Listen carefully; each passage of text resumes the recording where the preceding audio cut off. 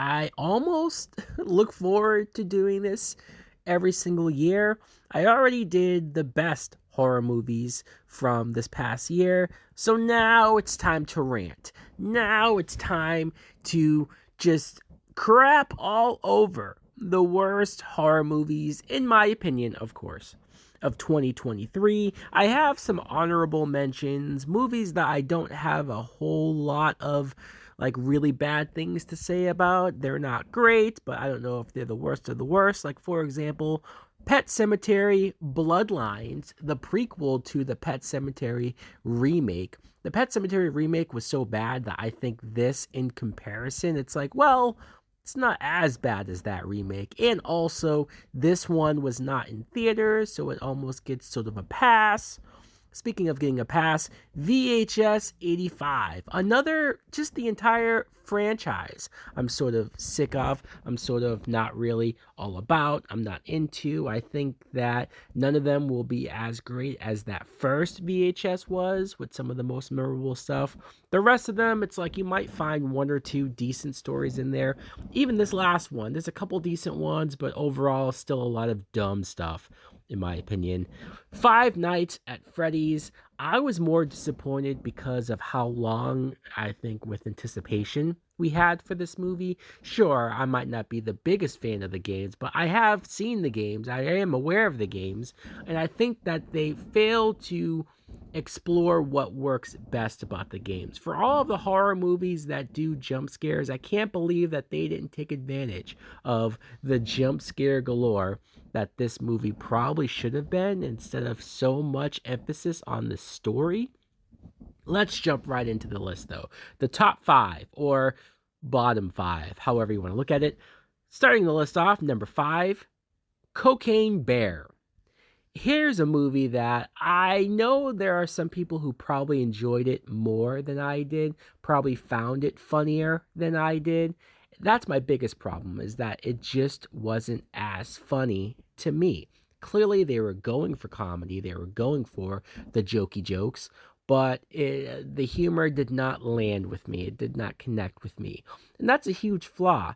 Yes, they go for the gore. Yes, they go for some violent stuff. But for the most part, this tone is silly. And if that tone isn't going to vibe with you or click with you like it did not for me, you're going to be sitting there like I did in the theaters, just waiting and begging for this to be over. I think there's some decent performances and some really good actors here.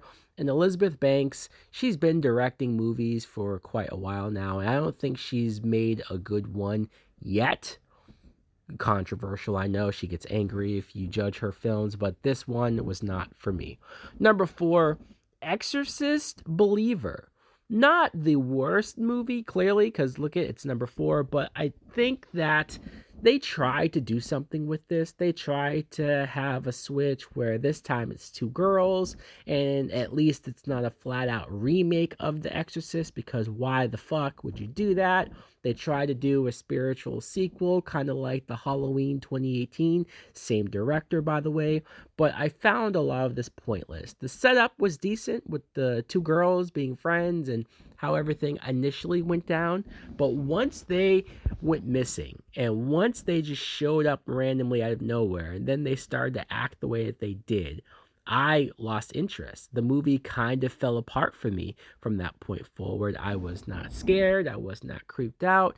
It feels like with these possession movies, especially with kids, it's the same, been there, done that, and you cannot top that original Exorcist movie. The original Exorcist is probably one of the best horror movies. Some people would say the scariest horror movie of all time, and I concur. I used to think that was overblown. I used to think, oh, come on, it can't be all that scary, when I finally did watch it. And then the second time I saw it, even more so, I thought, holy fuck, this new one, it's pointless. The ending left me super just uncaring about any of these characters and any of the people that I'm supposed to be upset about.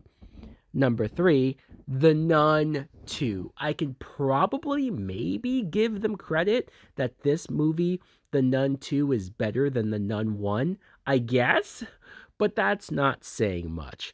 And I think that when you think about the Conjuring films, there's a lot of really good Conjuring movies or Conjuring films connected to the universe with all the spin offs. And for the most part, I think it works. But you also have to look at them and all of the bad shit that they've conjured up as well.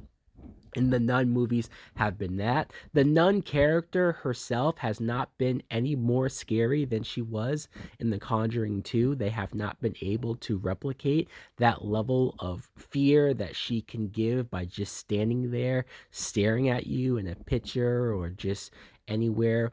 Any other film, when they try to recreate that, it comes across as lazy and boring and nothing fucking happening. I wish I had that same level of creep factor. I know there are probably people who like these movies more than I do, and I like Thaisa Farmiga a lot, and so I wanted to get behind, especially her character and the Frenchie character that they brought back. I wanted to get behind this film. I don't think it's worse than the first, but still not good. Number 2, The Meg 2, The Trench. What a title, first of all, for this sequel. And second of all, why did this sequel happen?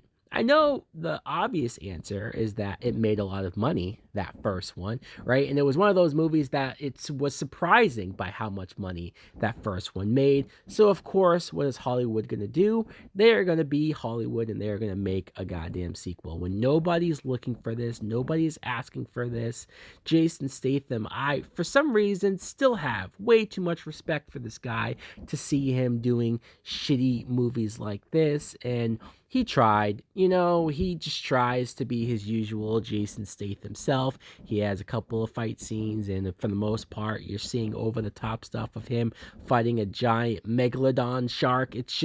It lost its welcome.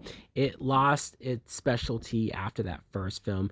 I don't even really remember a whole lot of this second film. Like, I'm trying to think about it. I remember these characters being boring. I remember just being bored all the way through. They try to have a twist of the character turning on them and blah blah blah, bullshit. But for the number 1 worst horror movie of 2023, I knew this instantly. This was not hard to point out. I couldn't even finish the goddamn film. That's a big sign. Winnie the Pooh, Blood and Honey. I hate this movie. I hate its existence. I hate that this property has become open for anybody to just take it and do whatever the hell they want with it. It's not like I'm this big Winnie the Pooh fan, right? It's not like I grew up on the property. I was aware of it, but it's not this near and dear to my heart type thing that other things would. I'm not offended that they made a horror movie about this. I just wish if you're gonna do it, then make it good. Have some actual quality put into this shitty ass film. You can have fun, you can be silly, you can be over the top. That's what I was expecting. I just wasn't prepared for the level of bad directing that we got, the level of bad writing, bad dialogue. I could say bad acting, but I don't want to blame these actors and actresses for the shitty writing that they had to go through. And I probably got like a good hour or so into this movie because I tried hard to stay with it. I did. I didn't care about any of the characters that were being killed off, which was annoying because it's like, why not make main characters that you give a shit about? But no, let's just kill everybody. And then let's have the shitty Winnie the Pooh costumes. Clearly a full-grown man is walking around in them. Are we really supposed to buy that this is the little cartoon bear? And I cannot believe that they're making a sequel. I don't know if I can sit through it or if I can try to do this again. This was rough. Absolutely rough. So guys, let me know in the comments below if you too saw some of these horror films. What do you think? Do they deserve to be on the worst of list? In fact, what are your worst horror movies of 2023? Thanks for watching. Like, comment, subscribe. Later.